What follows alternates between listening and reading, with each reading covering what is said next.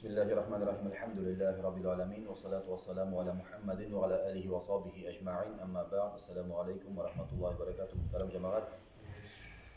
Cuma günlerimiz mübarek olsun. Kılgan dualarımız kabul olsun. Hayırlı, mübarek, emin turmuşlarımız inşallahlarımızga da nasip olsun.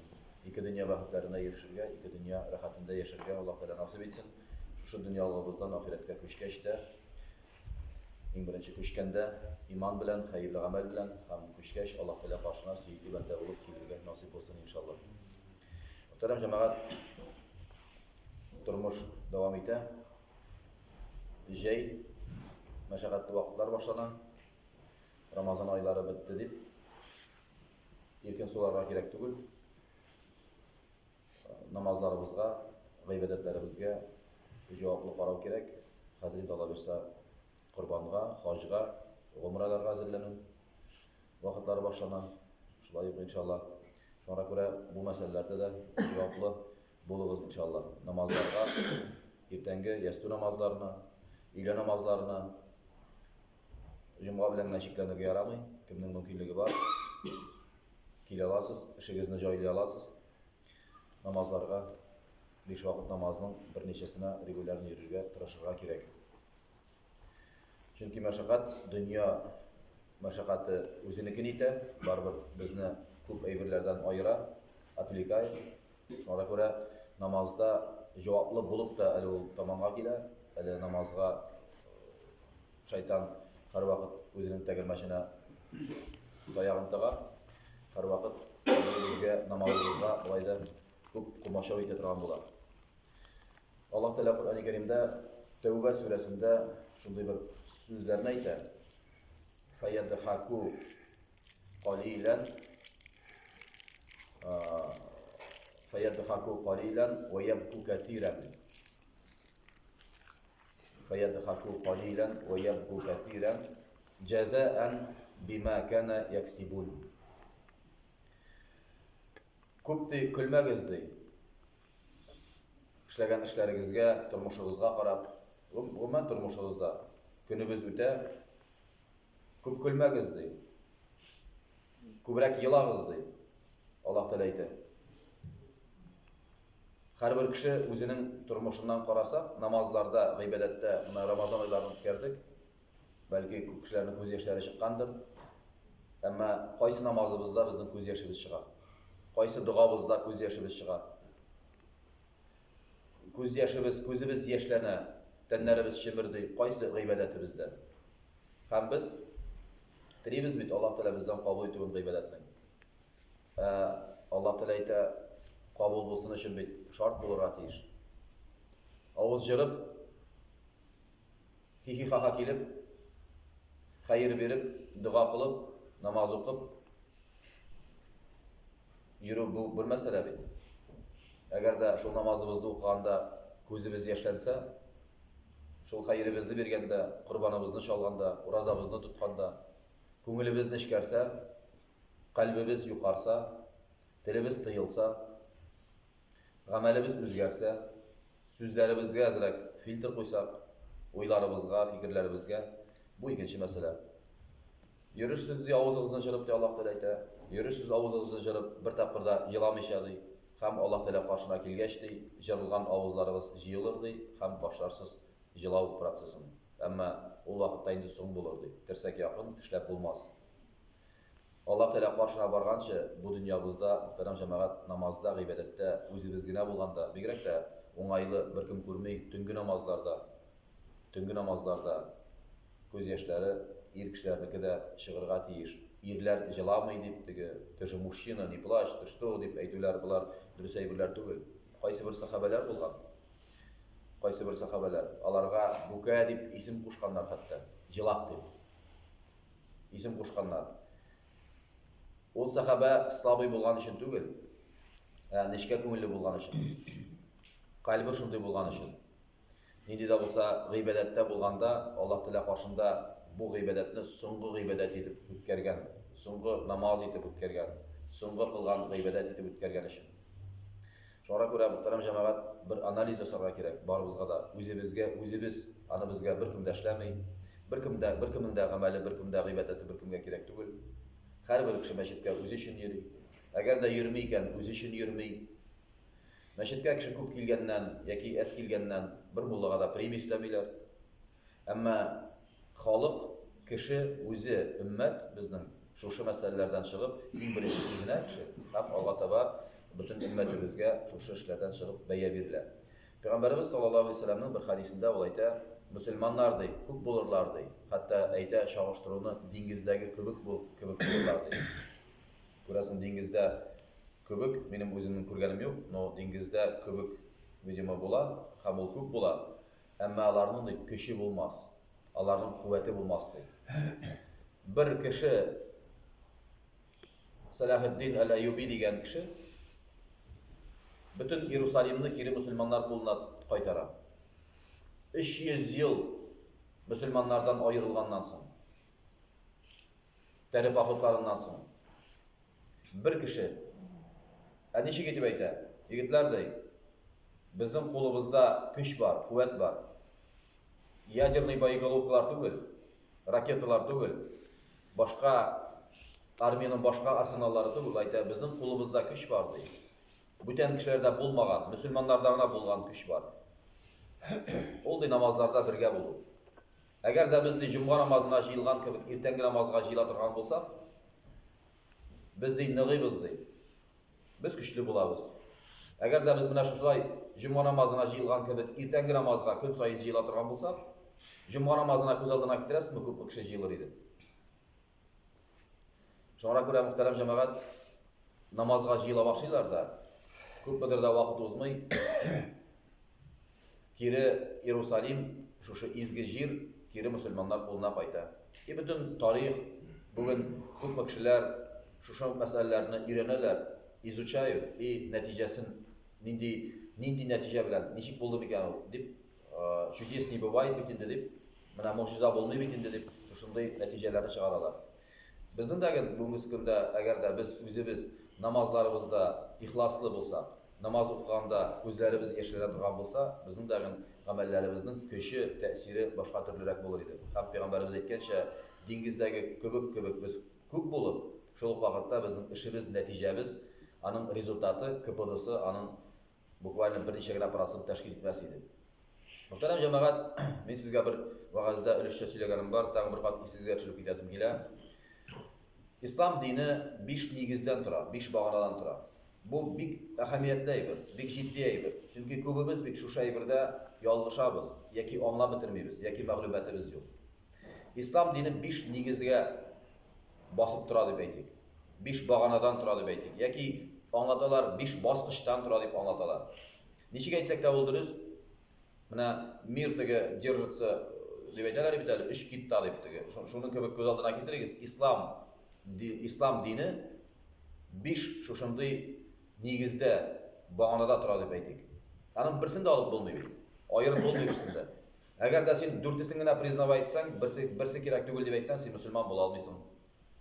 Даже син бу бер багананы эшли алмасаң да, мәсәлән, хаҗны яки закатны эшли алмасаң да, син аны кабул итәргә тиеш. Син аны теләргә тиеш. Иншалла, мин дә хаҗга баручылар өммәтеннән булсам иде, һәм закат бирүчеләр өммәтеннән булсам иде дип әйтергә тиеш.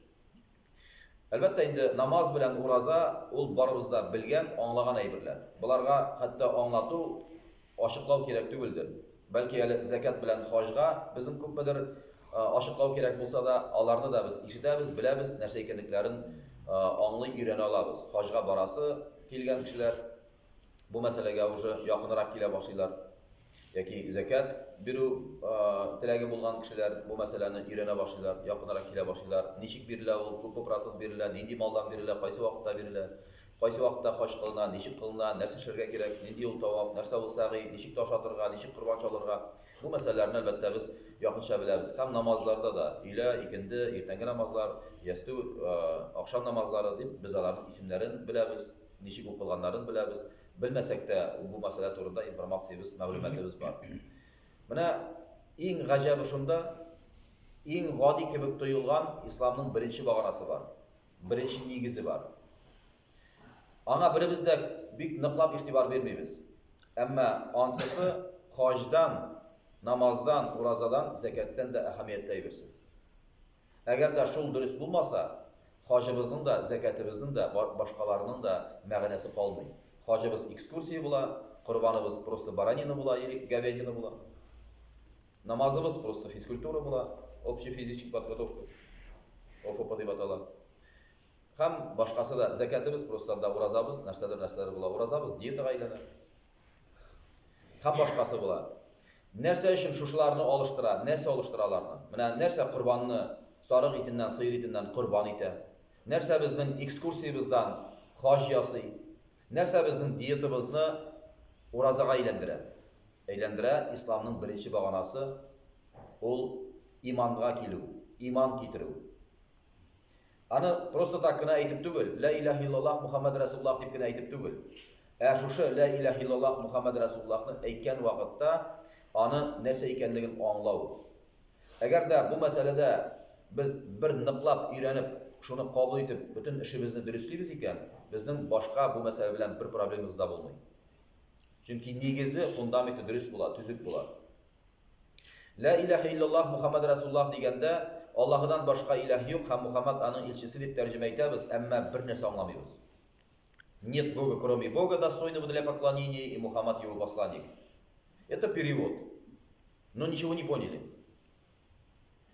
Монда утырганнарыбыз да күбебез бу әйберне аңламыйбыз. Менә шушыны һәрбер сүзен расшифровать итәргә кирәк. Аллаһ дигән сүздән башлана. Нәрсә ул Аллаһ? Кем ул Аллаһ? Кайда ул Аллаһ? Ничек ул Аллаһ? Нинди була ул Аллаһ? Һәм без нәрсә ул гыйбадәт? Нәрсә ул аңа ошаган әйбер? Нәрсә ул пәйгамбәр? Нәрсә ул посланник? Нәрсә ул, мәсәлән, рәсүл, пророк, посланник и пророк, алар икесе ике төрле әйберләр. Рәсүл белән нәби дип атала ул гарәп телендә. Һәм башка шушы әйберләрне. Буларны белгәннән соң без тагын иман китерергә тиеш, нәрсәгә икәнлеген аңларга тиеш. Уверовать во что? Без уверовали әйтәбез. Иман китердек дип әйтәбез. Нәрсәгә иман китердек? Менә кайсы бер кешеләрдә әйтәсең, ул әйтә, мин ди менә бер өстен көчкә ышанам ди. Менә ниндидер бер өстен көч бар. Аллаһ Тәгалә микән ул, белмим мин аны. Нәрсә микән ул? Какой-то сверхъестественная сила. Я не знаю, что это такое, но я знаю, я понимаю, есть такой, я знаю. Какой-то сверхъестественная сила. Син мусульман түгел, какой сверхъестественная сила? Син яшенгә может табынырга, может гром это, может не знаю там, может какой-то бүтән нәрсә булырга может ул. Может ул берәр йолдыз булырга мөмкин. Может ул черный дыра булырга мөмкин. Сверхъестественная сила дигән сүз нәрсә ул? Ул бит Аллаһ түгел, это же не создатель наш, не творец наш. Ул бит көч бит ул мөхтәрәм җәмәгать, диңгездә дә була, ураганда да була, смерчтә дә була, башкаларда да була көч. Бездә булмаган гайри табигый көч була бит башкаларда да. Без бит аңа ышанмыйбыз, аңа иман китермәйбез. Кемдер мәсәлән, ниндидер пророчестволарга ышана, Ванга шунда, башкалары шундалар, күп индалар, дөнья индалар шунда. Шуларга кемдер гороскопка ышана, кемдер башкага ышана. Алар меңәрләгән алар шушы ышана торган әйберләр. Әмма булар берсе дә Аллаһ түгел. Без әйткән вакытта нет Бога, кроме Бога дигәндә, без аңлыйбыз. Аллаһдан башка илаһ юк дигәндә, менә бер Аллаһ Тәгалә генә ул шушы Аллаһ Тәгалә була ала. Творец, создатель, никому не подотчетный, бер кемгә дә мохтаҗ булмаган, бер кемгә дә ошамаган. Аның башлангычы юк, туган вакыты, аның үләчәк вакыты юк, ахыры юк. Ул bütün dünyanı terbiyeli durgan, все контролирует, bütün dünyanı kontrolирует, bütün dünyanı terbiyeli durgan, aşatta rızıklandıra durgan, пропитание Allah Teala'dan barımızga da, barlık caniyelerine, barsına da. Hem muhterem cemaat bir kaşanda armay durgan, bir nersege aşamagan, ni na что не похож. Менә Allah Teala degende biz şu şeylerni anlayırız. Hem devam ederiz, әле ул күп аны devam ettirgә mümkün. Аллах дигәндә без шуны аңлыйбыз. Это не сверхъестественная сила. Это не какое-то могущество, какой-то булар барсы даган атрибуты Всевышнего Аллаха. Аллаһ Тәгаләнең исемнәре һәм сыйфатлары дип атала. Без иман китерәбез Аллаһ Тәгаләгә шулай итеп. Иң беренче без Аллаһ Тәгаләгә иман китерәбез. Ышанабыз. Калбыбыз белән без Аллаһ Тәгаләгә ышанабыз. Телебез белән шуны әйтәбез. Күңелебез белән шуны кабул итәбез. Muhterem cemaat, şol vaqtda biz Allah Teala'ga ышандык булып чыга. Һәм Allah Teala'ga ышанганнан соң башка бер әйберне дә Allah Teala уровеньна куймыйбыз. Бер әйберне дә наравне Всевышним мы никого ничего не ставим. Менә шул вакытта без Allah Teala'ga ышандык дип әйтә алабыз. Ә иначе просто ла илаха иллаллах Мухаммад Расулуллах аны миллион тапкыр әйтергә була. Әгәр дә син Allah Teala'ның нәрсә икәнен аңламасаң, миллион тапкыр әйтергә була. Әгәр дә син спектакльләрдә, театрларда Allah Teala'ның ниндидер бер болытлар астындагы теге артындагы бер кыяфәт итеп күз алдына китерсәң, какой-то өстән карап дип сөйләшә торган бер тавышлар белән сөйләшә торган киноларда бар бит шундый әйберләр. Бу вакытта кощунство була. Бу Allah сакласын, бу уже диннән, иманнан чыгу була. Син мөселман гына түгел, син еретик әйләнәсең. Мөселман булмаудан гына туктау түгел әле. Син әле мөртәткә еретик әйләнәсең, мөхтәрәм җәмәгать. Әгәр дә Allah Teala'га ниндидер бер образ бирсәң. Шуңа күрә Allah Teala'га ышану шушы иманыбызның, ла илаха иллаллахның, ягъни исламның беренче, самый главный баскычының иң беренче шарты булып тора. Алар барысы бергә 6. Менә без Allah Teala'га ышандык, дальше без пәйгамбәрләргә ышанабыз. Пәйгамбәрләр алар кемнәр булган? Кайсы вакытларда булган? Нинди аларның миссиясе булган? Исемнәре ничек булган?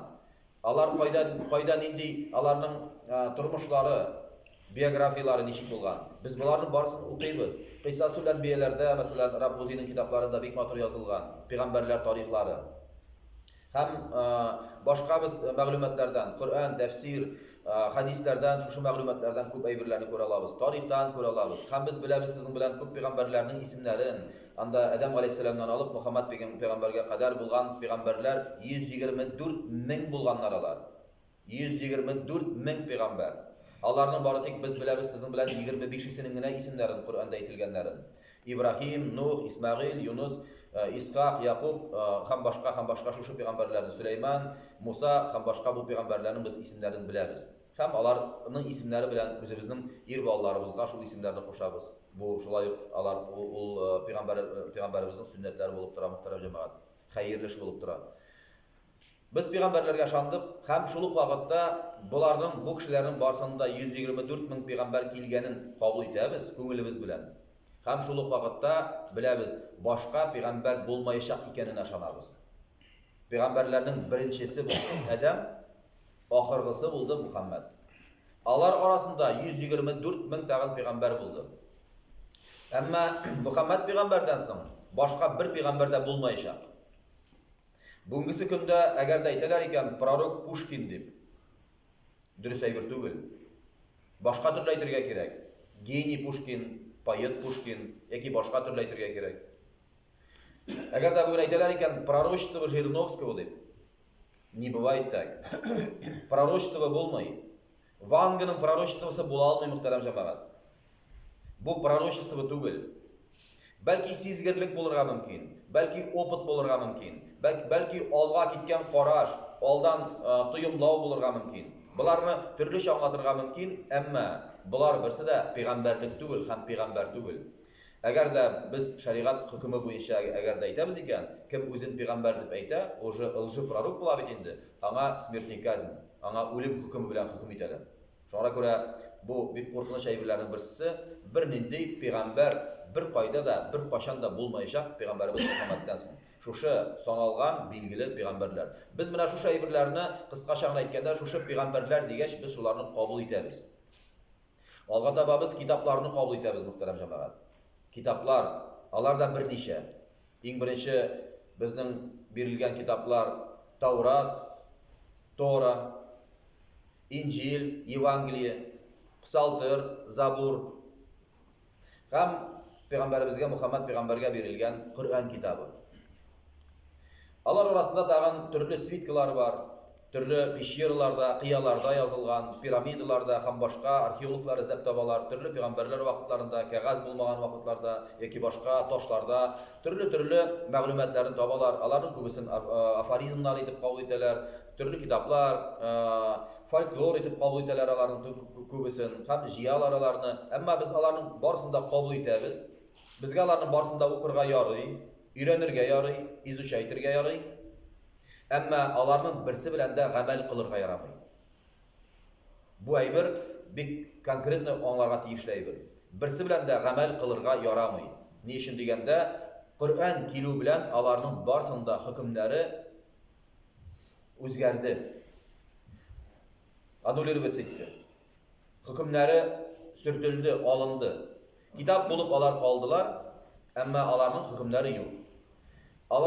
Alarni çağıştırgan mümkün SSR vaqtındagi konstitutsiya bilan. Ol kitap bulup kaldı, ama Paşa vaqtındagi konstitutsiya bo'lgandir. SSR vaqtındagi kitap bulup kaldı, biz alarni aşa alabız, o'qiy olabız, ko'ra olabız. Tarix, ama Rossiya Federatsiyasining konstitutsiyasi bo'luvi bilan, ani qabul etuvi bilan alarning hükümleri o'zgardi, alar bilan biz bugun amal qilmaymiz. Qur'onda muhtaram jamoat shuning kebek. Ham ol konstitutsiya kebekina tugul, ol qiyomat kunine kadar o'zgarmay turgan, o'sha bir qachonda o'zgarishi bo'lmayacak. Ham aning hukmi bir qachonda o'zgarmayacak.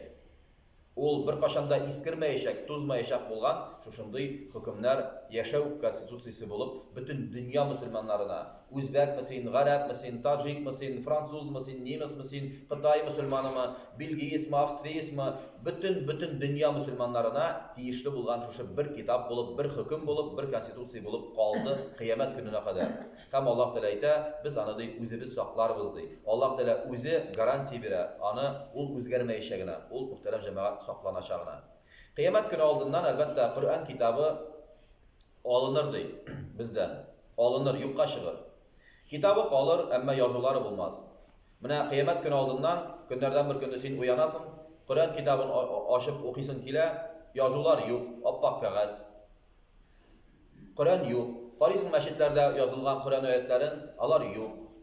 Alloh taolo shu Qur'on oyatlarin, Qur'onni kiri o'zine ola. Chunki bizga ularni berdi.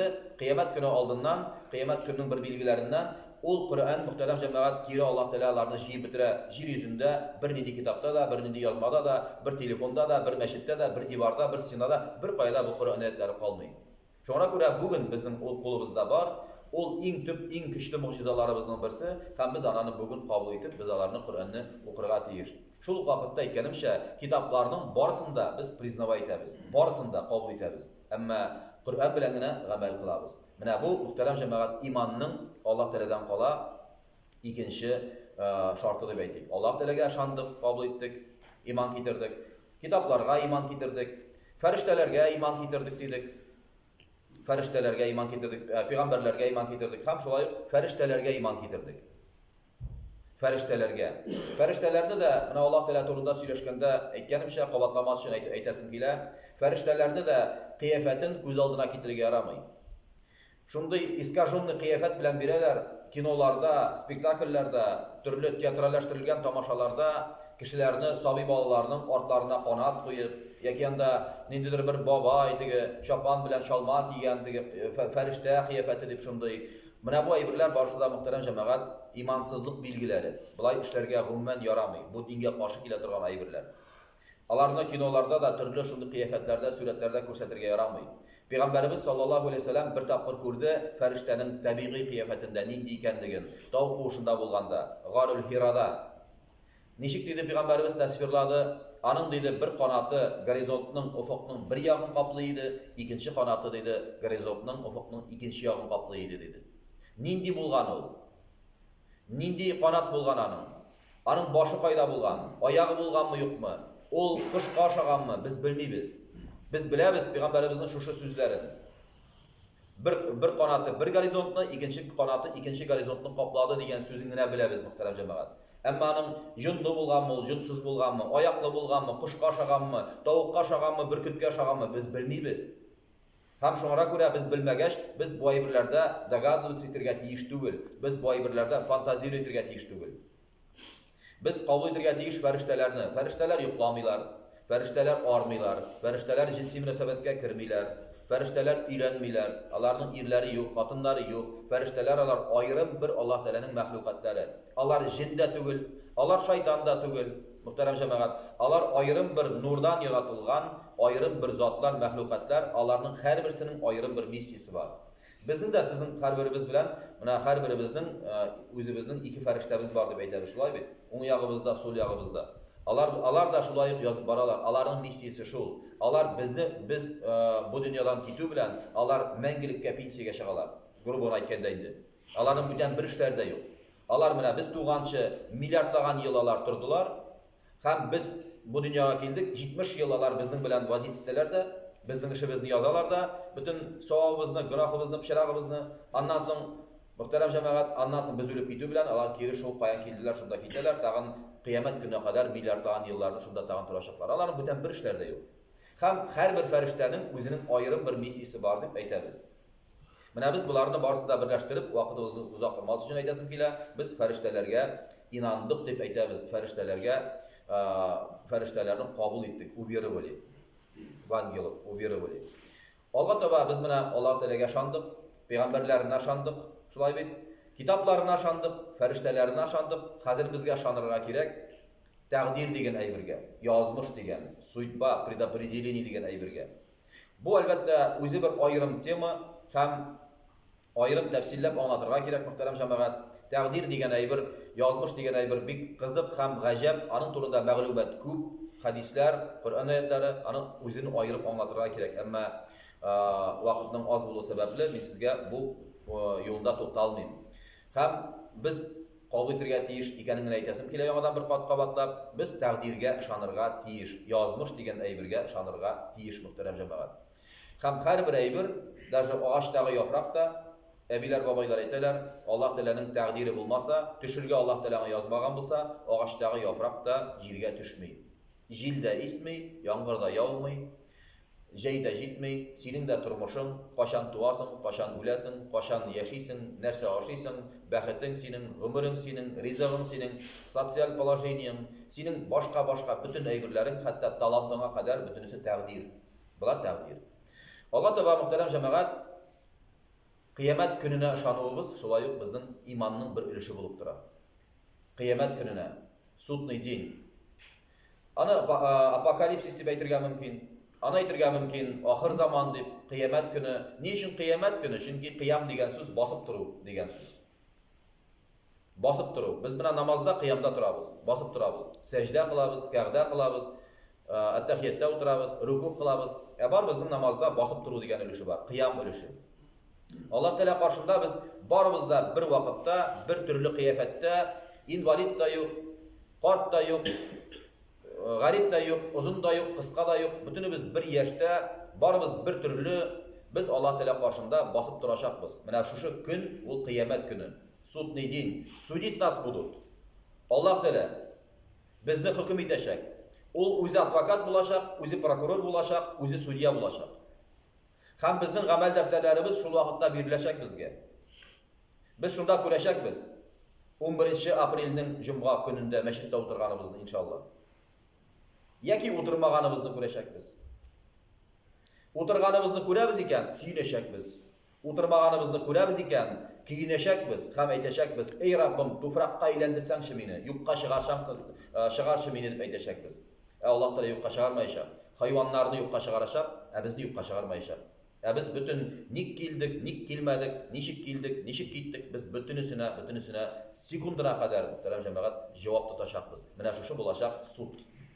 Шуннан соң гына безне уңга яки сулга узатачаклар. Монысы инде икенче тема. Кыямәт көненә ышану, үлүгә, үлгәннән соң терелүгә, терелгәннән соң хисап тотуга, хисап тотканнан соң җәннәт һәм җәһәннәм булуына ышану, ул безнең иманыбызның бер өлеше. Менә хәзер резюмелеп әйтеп әйтик шу шәйберләрне. Менә без сезнең белән беләбез, ислам 5 баганадан тора дидек. Ислам 5 баганадан тора. Намаз, ураза, закат, хаҗ. 4 булды. Әмма иң беренчесе, иң әһәмиятлесе ул иман китерү. Ла илаһа иллаллаһ Мухаммад Расулуллаһ. Менә ла илаһа иллаллаһ дигән сүзне аңлар өчен, менә шушы без 6 әйбергә иман китерергә, ышанырга тиеш. Аннан соң әйтә алабыз: "Мин ышандым" дип. Әгәр дә берсен кабул итмәсәк, берсенә ышанмасак, без мөселман була алмыйбыз. Мәсәлән, китапларның берәрсен Евангелияны признавать итмибез икән. Пәйгамбәрләрнең берәрсен, Гайса пәйгамбәрне юк, безнеке түгел бу урысларныкы дип әйтәбез икән, астагфирулла. Яки башка, мәсәлән, башка бер әйберне юк инде, үлгәннән соң анда җәннәт җәһәннәм каян килсен инде, кая буласың ул, җир астында нәрсә булырга мөмкин түгел бит инде дип әгәр дә әйтәбез икән, Алла сакласын. Яки башка әйберләрне Аллаһ Тәгаләне бер үстен көч белән чагыштырабыз икән. Һәм башка әйберләрне шушылай уйласак, безнең иманыбыз булмый. Иманыбыз юк була, яки камил булмый, яки зәгыйф иман була.